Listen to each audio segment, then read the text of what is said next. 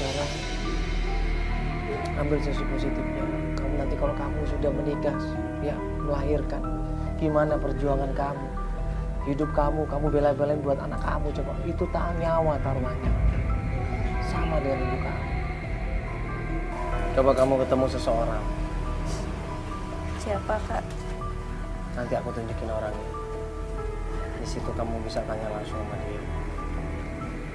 Orang itu katanya yang tahu siapa kamu sebenarnya dan apa yang dilakukan sama ibu kamu, Yana. Kalau kamu nggak mencoba, kamu nggak akan pernah tahu. Yang ada pikiran kamu akan negatif terus kan. Kita coba ya. Oke. Sekarang kamu ikutin aku ya. Kita coba ketemu sama orang itu. Akhirnya dia mau ikut pencarian, kita ajak dia mencari orang itu.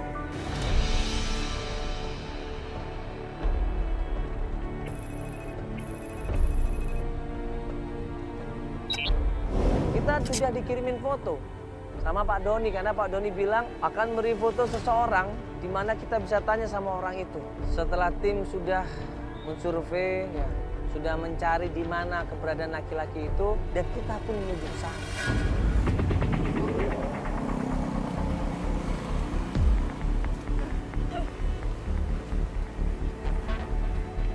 Kamu pengen tahu seseorang yang Mamat ini sangat berarti buat kamu, seseorang yang selama ini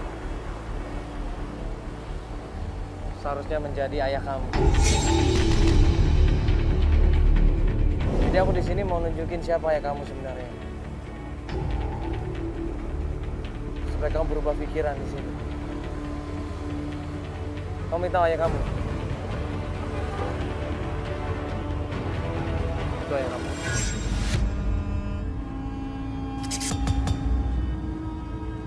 Nangis dia di situ, hatinya hancur di situ. Ternyata dia punya seorang ayah yang benar-benar serba kekurangan. Coba. Nggak mungkin itu ayahku, nggak mungkin. Itu ayah kamu. Nggak mungkin.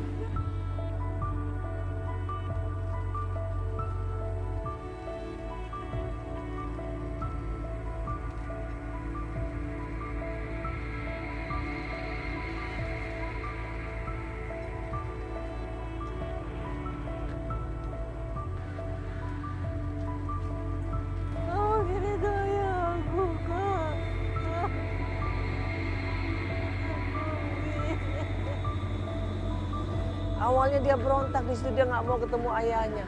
Sampai akhirnya kita kasih pengertian pelan-pelan, ya, kita kasih masukan pelan-pelan. Dimanapun kondisinya, kita harus berbakti sama orang tua.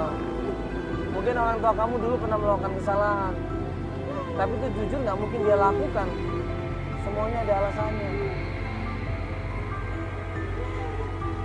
Dia nggak mampu mungkin selama ini.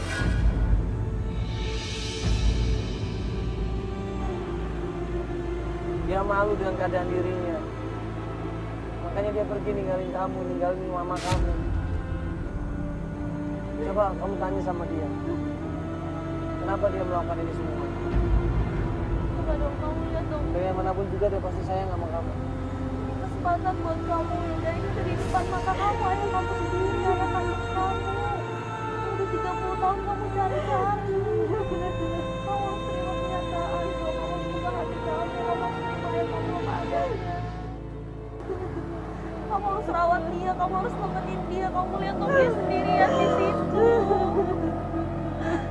Kamu nggak lihat gimana keadaan dia sendirian di situ, coba. Gak ada yang nemenin, selama ini dia hidup di jalan. Ya.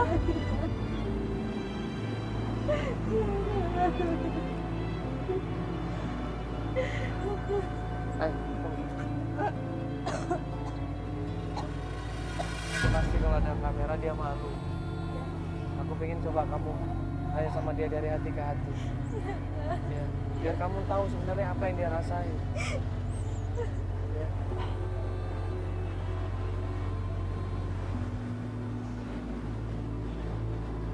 Winda nangis di situ. Dia langsung pelan-pelan deketin ayahnya. Awalnya ayahnya nggak kenalin Winda. Awalnya ayahnya nggak peduli Winda, tapi ternyata setelah dijelaskan sama Winda pelan-pelan. Bapak Wibi. Bapak, ini Winda, Pak. Winda anak Bapak. Yang dititipin di panti asuhan sama Ibu Yana, Pak.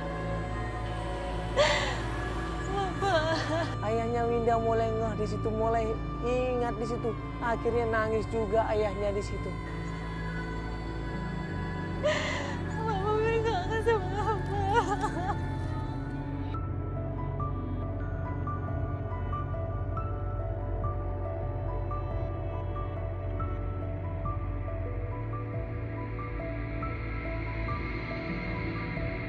Jujur kita nggak pernah tahu apa yang dilakukan sama ayahnya Winda selama ini.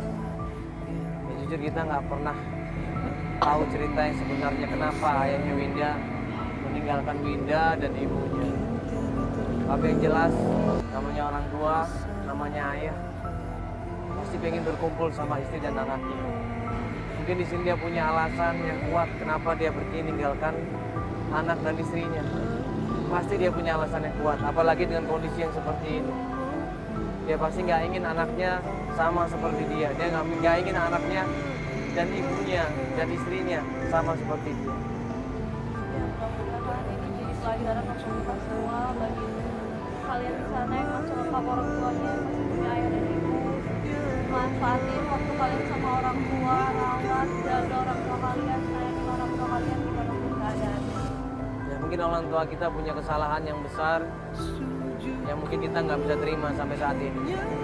Tapi bagaimanapun juga mereka ini adalah orang yang jasanya besar buat kita semua. Mereka ini adalah orang yang selama ini membuat kita ada di dunia ini. Tanpa mereka, kita ini bukan siapa-siapa. Insya Allah mudah-mudahan mereka bisa berkumpul lagi.